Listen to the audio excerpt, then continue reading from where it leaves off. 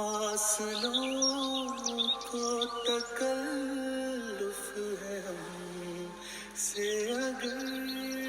अस्सलामुअलैकुम and welcome to my vlog Karachi से Michigan. तो वादे के मुताबिक आज जो है वो मैं आपके साथ डिटेल्स शेयर करूँगी उम्रा वीज़ा की तफसीलात और उम्रा की तफसीलात पूरी, और जो उसका जब आप अप्लाई करते हैं जो भी वीज़ा का प्रोसेस होता है, और जाने से पहले जिन 4-5 चीज़ों का आपको सबसे पहले ख्याल रखना होगा और तैयारी करनी होगी, वो 4-5 चीज़ें जो है वो मैं आपको इसमें लिस्ट कर दूँगी। तो stay tuned, enjoy the vlog. जाने से पहले कुछ चीज़ें देखनी है कि अगर पाकिस्तान से आप कर रहे हैं या आप यूएस से कर रहे हैं तो वो डिफरेंट होता है। तो मैं आपको यूएस से करने का 1-2 चीज़ें बता दूं जो पॉइंट्स जानना ज़रूरी हैं। वो ये है कि अगर आप यहाँ से उम्रा वीज़ा अप्लाई करेंगे जाने के लिए यूएस से, तो अगर तो आप सिटीज़न हैं, सिर्फ अगर आप सिटीज़न हैं तो आप ले सकते हैं टूरिस्ट वीज़ा, जो कि आजकल हो रहा है कि आपको सिर्फ टूरिस्ट वीज़ा लेने की ज़रूरत है और आप जो है वो उम्रा पे जा सकते हैं यूएस से।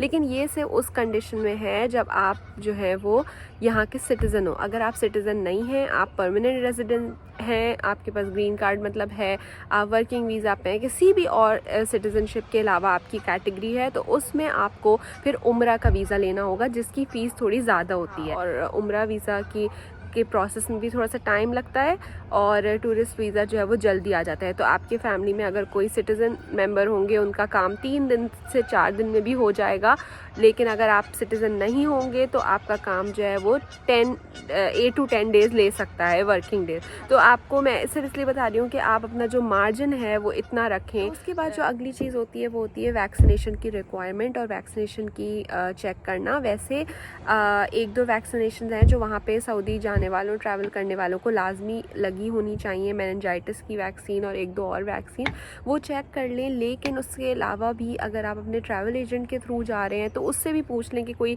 चेंजेस तो नहीं हुए हैं। तो वैसे आपको सऊदी गवर्नमेंट की वेबसाइट के ऊपर भी सारी डिटेल्स मिल सकती हैं कि वो कौन कौन सी वैक्सीन चाहिए। ऐसा हुआ है कोविड के बाद से कि उन्होंने ज़्यादातर वैक्सीन की रिक्वायरमेंट ख़त्म कर दी है और सिर्फ ये कहा है कि आपको 2 वैक्सीन के दोनों शॉट्स लगे हुए हों और बूस्टर शॉट लगा हुआ हो, तो आपको कोई भी और चीज़ दिखाने की ज़रूरत नहीं है। कोई वैक्सीन नहीं, कोई और टेस्ट नहीं, कोविड का टेस्ट नहीं और कुछ भी नहीं। तो उसकी रिक्वायरमेंट फिर नहीं होती। लेकिन मेक श्योर करना है कि आपको, अच्छा ये मैं चीज़ जो है वो यहाँ से बता रही हूँ, यूएस से बता रही हूँ, जो रिक्वायरमेंट थी। मुझे ये नहीं मालूम कंफर्म कि पाकिस्तान से इस वक्त जो है उसकी क्या रिक्वायरमेंट है, कौन सी वैक्सीन वो मांग रहे हैं, टेस्ट मांग रहे हैं।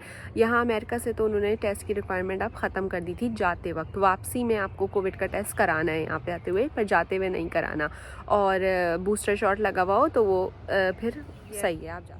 तीसरी चीज़ ये है कि आपको जब मदीना से मक्का ट्रैवल करना होगा या मक्का से मदीना जाना है तो 6 घंटे का सफ़र होता है। तो सऊदी गवर्नमेंट ने एक बहुत अच्छी सर्विस शुरू की है हरमैन हाई स्पीड रेलवे के नाम से। हरमैन हाई स्पीड रेलवे जो है वो आपको मक्का से मदीना का या मदीना से मक्का का सफ़र तय करवा देती है तकरीबन 2 घंटे में। मतलब अक्सर 2 से भी कम लगते हैं। इसमें स्टॉप्स भी यूजुअली नहीं होते हैं, तो वो आपका सफ़र जो है वो जल्दी हो जाता है। और इसकी फ़ीस जो है वो होती है 45 US डॉलर्स होती है, जो कि पाकिस्तान के तकरीबन 8-8.5 हज़ार रुपये बनते हैं। तो 8-8.5 हज़ार रुपये होते हैं और यहाँ से 45 US डॉलर होते हैं। इकॉनमी की सीट ले लें तो इतने होते हैं, बिज़नेस क्लास में ट्रैवल करना चाहें तो इससे थोड़े ज़्यादा होते हैं, तकरीबन दुगने होते हैं। तो 8 हज़ार 8.5 हज़ार में ये ट्रेन जो है वो आपको मिल जाती है, 2 घंटे में आपका सफ़र करा देती है। लेकिन इस ट्रेन के लिए एक प्रॉब्लम है जो कि बहुत बड़ी मेजर प्रॉब्लम है और जिसकी अक्सर आपको समझ आती है वहाँ जाने के बाद। वो ये है कि जब आप अपने मुल्क से ट्रैवल करना शुरू करते हैं तो आप अपने पास सामान लेके आते हैं जितनी आपको एयरलाइन ने अलाउ किया होता है। ये ट्रेन को अलाउ करती है कि आपका सिर्फ 1 अदद सूटकेस जा सके। अब अगर उसमें एक आपका, जैसे ख़वातीन के पास पर्स होता है और एक हैंड कैरी होता है और फिर एक बड़ा सूटकेस होता है, तो वो आपका नहीं जाने देंगे। वो कहेंगे कि आपका बड़ा सूटकेस जा सकता है और आपका ये हैंड बैग जा सकता है, आपका हैंड कैरी नहीं जा सकता। तो पर पर्सन ये ट्रेन जो है वो 1 सूटकेस अलाउ करती है, 1 लगेज अलाउ करती है। अच्छा, तो इसका वो हल फिर क्या कहते हैं, हाँ ज़ाहिर सामान रख नहीं लेते वो आपका सामान भेजते हैं फिर सऊदी पोस्ट से जहाँ आप दूसरी डेस्टिनेशन पे जिस होटल में जा रहे होंगे वहाँ पे वो भेज देते हैं अगर आपके पास एक्स्ट्रा सामान है। लेकिन आपको ज़ाहिर है फिर उसके बहुत ज़्यादा पैसे देने पड़ते हैं, बहुत ज़्यादा पैसे दे के फिर आपका सामान जो है वो सऊदी पोस्ट के ज़रिए आता है। और जो एक ज़हनी परेशानी होती है कि सामान सही से पहुँचेगा या नहीं पहुँचेगा, तो उसकी भी वो बहुत मुश्किल की बात होती है। तो अब आपको अगर ज़्यादा सामान है या कुछ है और आप चाहते हैं कि नहीं हमारा सामान एक साथ जाए, और ये ज़ाहिर है पैसे भी बहुत ज़्यादा देने पड़ते हैं, तो फिर आपके लिए ट्रेन से सफ़र करना मुश्किल होगा। क्योंकि ज़ाहिर है दूसरे मुल्क से इंसान जब आता है तो उसके पास एक सूटकेस नहीं होता, एक सूटकेस होता है, एक हैंड कैरी एटलीस्ट होता ही है। तो अगर सामान ज़्यादा है तो फिर आपको अपनी बस या गाड़ी ही करनी चाहिए। ये मेरा ओपिनियन है पर्सनल, जो मैंने अपने एक्सपीरियंस से देखा। हो सकता है किसी के पास कम लगेज हो या किसी कोई कंफर्टेबल हो इसमें कि थोड़ा सामान सऊदी पोस्ट से आ जाए, तो उनके लिए ये ट्रेन जो है वो बहुत ही कंफर्टेबल है, बहुत आरामदेह है। लेकिन जो है ये जो सामान का इसका प्रॉब्लम था, ये चीज़ जो है आपको परेशान करती है। चौथी चीज़ जो है वो बहुत इंपॉर्टेंट है, और वो है एज़ ऑफ अप्रैल 2022 रिक्वायरमेंट जो ऐप्स की और उन चीज़ों की है, उसके तरह से जो मैं आपको बताऊंगी। तो सबसे पहले एक ऐप होती है आपके पास, जो कि ऐप भी है और उसकी वेबसाइट पे भी आप जा सकते हैं रजिस्टर कराने के लिए, और वो उसका नाम है मुकीम ऐप।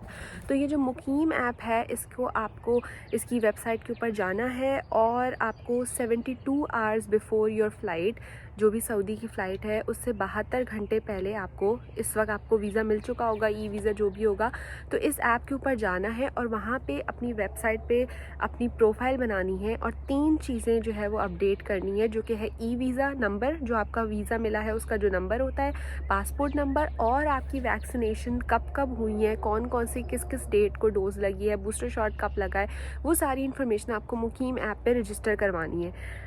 जब आपने ये 72 आवर्स पहले बिफोर योर फ़्लाइट ये काम कर लिया, उस पर रजिस्टर करा लिया, तो मुकीम ऐप आपको एक बार कोड देगी।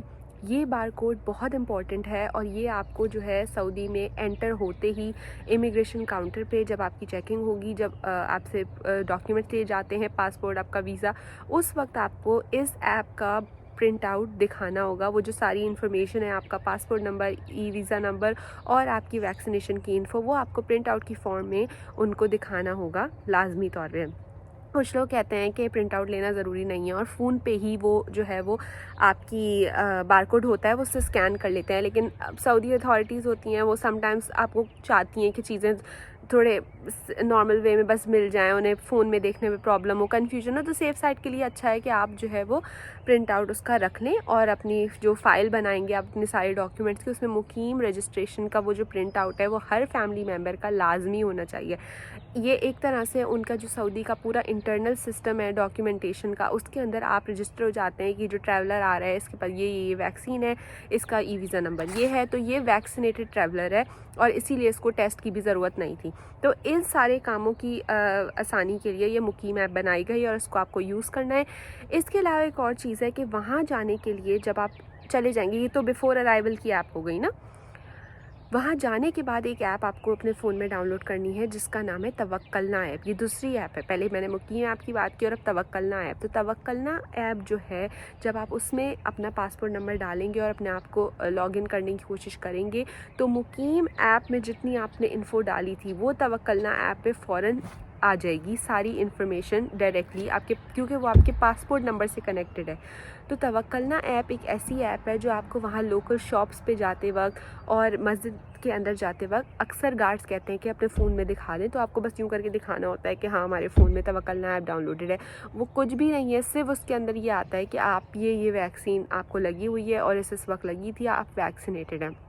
हम भी जब वहाँ पे थे अभी लास्ट मंथ ही, तो हमसे हर जगह वो ऐप नहीं पूछी थी। कुछ 1-2 दुकानों ने पूछी थी, किसी दुकान वालों ने नहीं पूछी थी, कोई ज़रूरी नहीं थी, लेकिन वो ऐप आपके फ़ोन में होनी चाहिए सेफ़ साइड के लिए, और उस पर सारी इन्फॉर्मेशन खुद ब खुद ऑटोमेटिकली वो रिट्रीव कर लेगा आपकी मुकीम ऐप से। तो फर्स्ट ऐप जो आपको डाउनलोड करनी है वो है मुकीम ऐप, जो कि यहाँ से जाने से पहले 72 आवर्स पहले करनी है। सेकंड ऐप आपको तवक्कलना करनी है, जो वहाँ की डिफरेंट जगहों पे एंट्री के लिए यूज़ होगी, और फिर आएगी आपकी थर्ड ऐप। वो है एतमरना ऐप। तो एतमरना ऐप का जो है वो रूल ये है कि उसमें आपको स्लॉट्स बुक करने होंगे, और ये काम आप अमेरिका में होते हुए या पाकिस्तान में होते हुए नहीं कर सकते। ये काम आपको वहाँ जाने के बाद करना होगा।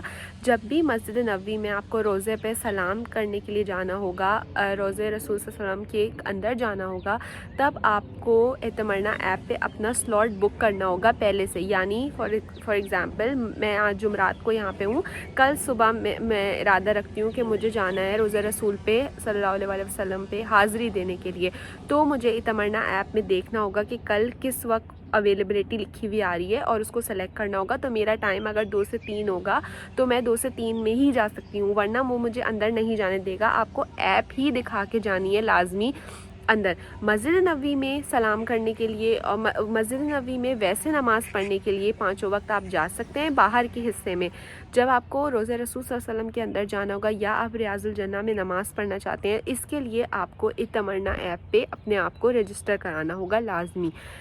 आप अपने आप को भी रजिस्टर करा सकते हैं और अपने साथ 1-2 लोगों को भी ऐड कर सकते हैं एज़ गेस्ट। अगर आपकी वालदा हैं जिनको ऐप्स यूज़ करने में इतनी आसानी नहीं है, थोड़ी मुश्किल है, तो आप अपनी वालदा को उसमें ऐड कर सकते हैं और उनको भी अपने साथ ले जा सकते हैं। 5th पॉइंट है वो ये है कि आपके पास जो है वो वहाँ पे लोकल सिम होना एक तरीके से ज़रूरी है और एक तरीके से ज़रूरी नहीं भी है। तो मैं दोनों पॉइंट्स आपको बता देती हूँ। ज़रूरी इसलिए है कि आपके पास लोकल सिम होती है तो आपको कोऑर्डिनेशन में आसानी होती है। आपको अपने फैमिली मेम्बर्स को अगर कहीं अलग है, ख़वातीन का अलग हिस्से में इबादत हो रही है, मर्द हज़रात का अलग हिस्से में, तो कोऑर्डिनेशन में आसानी के लिए लोकल सिम होना ज़रूरी है, या फिर आपका फ़ोन इंटरनेशनल रोमिंग पे हो ताकि आप किसी तरह कॉल कर सकें और राब्ते में रह सकें। तो एतमरना ऐप है, तवक्कलना ऐप है, उसमें अगर आपके पास सिम नहीं भी है और आपके पास बस फ़ोन में इंटरनेशनल रोमिंग ऑन है, या ऐसी सिचुएशन है कि नंबर पे मैसेज आ सकता है, जैसे आप व्हाट्सएप डाउनलोड करते हैं तो आपको एक कोड आता है जो आपको फ़ौरन से डालना होता है, तो मतलब एक नंबर का होना ज़रूरी है। तो अगर आपका फ़ोन वहाँ पे काम कर रहा है सऊदी में तो भी इट्स फाइन, फिर आपको सिम लेने की ज़रूरत नहीं है। आप वो ऐप्स अपने फ़ोन में आराम से डाउनलोड कर सकते हैं, क्योंकि जो भी आपका नंबर है उस पर वो मैसेज आ जाएगा या कोड आ जाएगा और आप अपनी ऐप्स को कंटिन्यू कर सकते हैं। अगर आपके पास कोई भी ऑप्शन नहीं है कि आपके पास वो मैसेज आ सके, या फिर आपको लोकल सिम लेना ज़रूरी होगी इन ऐप्स को डाउनलोड करने के लिए, क्योंकि ज़ाहिर है आपको भी पता है जो भी हम कोई ऐप डाउनलोड करते हैं तो हम अपने नंबर उसमें ऐड करते हैं, जिसकी वजह से हमें वो कोड सेंड करता है नंबर पे और वो हम डालते हैं तो वेरिफिकेशन होती है। तो इस तरह आप वहाँ पे रहने वाले किसी लोकल आपका जानने वाला उससे भी मालूम कर सकते हैं कि इसकी क्या सिचुएशन हो सकती है, कौन सा रास्ता हो सकता है। वरना सिंपली ये है कि आपके पास एंड्रॉयड फ़ोन है तो आप बस एयरपोर्ट पे फ़ौरन से एक सिम ख़रीद लें, सिम रख लें, और जो भी लोग जा रहे हैं वो सब लोग अपने लिए सिम ले लें। तो सिम की वजह से आपको बहुत आसानी हो जाएगी, और ऐप्स के लिए सिम एक ज़रूरत भी है, एक नंबर आपके पास होना वहाँ का बहुत ज़रूरी है। उससे मुझे सफ़र में बहुत हेल्प हुई, वो थी एक बेल्ट जो कि मुझे अम्मी ने मेरी बताई थी, और वो बेल्ट आप अपने यहाँ पे बांध लें अपने लोअर बॉडी पे, और उस तरह आपका जो सामान है, जो आपका वॉलेट है, पासपोर्ट है और सेल फ़ोन है, वो आपसे बॉडी से क्लोज़ रहेगा। उस बेल्ट का लिंक भी मैंने अमेज़ॉन से ली थी और रीज़नेबल प्राइस की थी, तो उसका लिंक मैं आपके साथ इसी डिस्क्रिप्शन में शेयर कर दूँगी और आप देख सकते हैं। अगर आपको पसंद आया वो भी ऑर्डर कर सकते हैं। अगर आप मैं वैसे ही जनरली ओपिनियन दे रही हूँ कि अगर आप ट्रैवल एजेंट के थ्रू कराते हैं तो ठीक है, वो आपकी सारी चीज़ें बुक कर देता है, वो आपको आपका प्रोग्राम सेट कर देता है। ज़ियारतों के लिए वो आपकी गाड़ी भेज देते हैं कि ज़ियारतों पे इस दिन जाना है, इस वक्त जाना है, या ग्रुप के साथ जा रहे हैं तो भी आसानी हो जाती है। लेकिन अगर आप ख़ुद से भी करेंगे तो आपके थोड़े से पैसों में फ़र्क आता है और आपको पैसे कम खर्च करने पड़ते हैं अगर आप वीज़ा ख़ुद से अप्लाई करते हैं, जिसके लिए ये वेबसाइट है visitsaudi.com, जिस पे जाके आप वीज़ा अप्लाई करते हैं, क्योंकि आजकल ई वीज़ा होता है। तो ये जो है वो सारे कुछ पॉइंट्स थे जो मैंने आपको बताए। अच्छा, मैं डिस्क्रिप्शन में सारे लिंक्स जो आपके साथ शेयर कर दूँगी, जिन जिन ऐप्स और जिन जिन वेबसाइट्स का मैंने आपसे जिक्र किया है। इसके अलावा भी अगर आप कोई स्पेसिफिक डिटेल्स मुझसे जानना चाहते हो तो आप मुझे कमेंट्स में ज़रूर शेयर करें। मैं कोशिश करूँगी कि जिस हद तक मुमकिन हो सके उसके बारे में कुछ भी फर्दर डिटेल्स मैं आपको दे सकूँ।